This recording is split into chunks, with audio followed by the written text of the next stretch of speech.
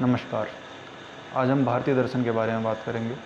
भारतीय दर्शन वे दर्शन जो भारत भूमि के अंदर पैदा हुए हैं और भारत भूमि के अंदर समृद्ध हुए हैं। भारत भूमि के अंदर पैदा हुए सभी दर्शनों को भारतीय दर्शन कहा जाता है। कुछ लोगों की मान्यता हो जाती है कि भारतीय दर्शन नाम सुनते ही वे समझते हैं कि वे दर्शन जो हिंदू दर्शन है वे दर्शन भारतीय दर्शन है, लेकिन ऐसा बिल्कुल भी नहीं है।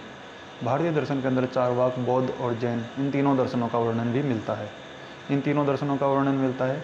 हम जैसे माधवाचार्य का सर्वदर्शन संग्रह देखते हैं तो इसमें चारवाक, बौद्ध और जैन का वर्णन है, जबकि माधवाचार्य स्वयं वेदानुयायी और हिंदू दार्शनिक थे।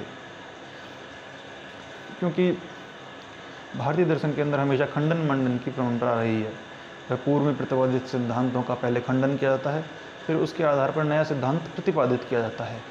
पूर्व पक्ष जो पूर्व में दिया गया सिद्धांत है, उसके बाद में खंडन पक्ष जिसके अंदर उसकी कमियां बताई गई हैं, और फिर उसके बाद में उत्तर पक्ष जिसके अनुसार नया सिद्धांत दिया गया है। भारतीय दर्शन के अंदर अन्य दर्शनों का वर्णन भी मिलता है। भारतीय किसी भी दर्शन के अंदर अगर हम देखते हैं तो उसके अंदर अन्य दर्शन की आलोचना या फिर उसके पक्षों पर बात की गई है और उसके बाद में अपना नया सिद्धांत दिया गया है। हम वेदांत दर्शन को लेते हैं तो वेदांत के अनुसार चारवाक, जैन, बौद्ध, न्याय, सांख्य, मीमांसा, वैशेषिक, इन सभी दर्शनों का वर्णन मिल जाता है। इन सभी के बारे में बात की जाती है। तो हम इससे कह सकते हैं कि भारतीय दर्शन सहिष्णु दर्शन है।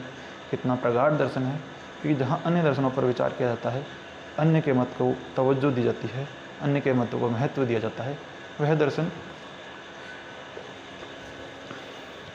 कुछ सही नतीजे पर पहुँच सकता है, कुछ नई चीज़ को जान सकता है।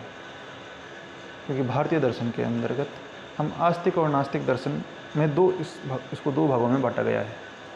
भारतीय दर्शन के अंदर आस्तिक परंपरा और नास्तिक परंपरा के दर्शन हैं। आस्तिक परंपरा और नास्तिक परंपरा को हम अलग समझते हैं।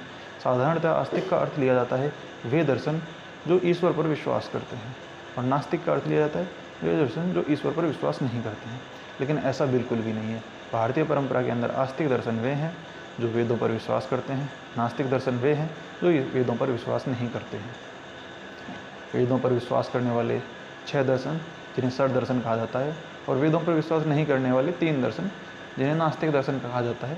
नास्तिक दर्शन के अंतर्गत 3 दर्शन आते हैं, चारवाक, बौद्ध और जैन। इसके अलावा आस्तिक दर्शन के अंदर 6 दर्शन आते हैं, सांख्य, योग, न्याय, वैशेषिक, मीमांसा और वेदांत। मीमांसा को हम पूर्व मीमांसा कह सकते हैं, वेदांत को हम उत्तर मीमांसा भी कहते हैं।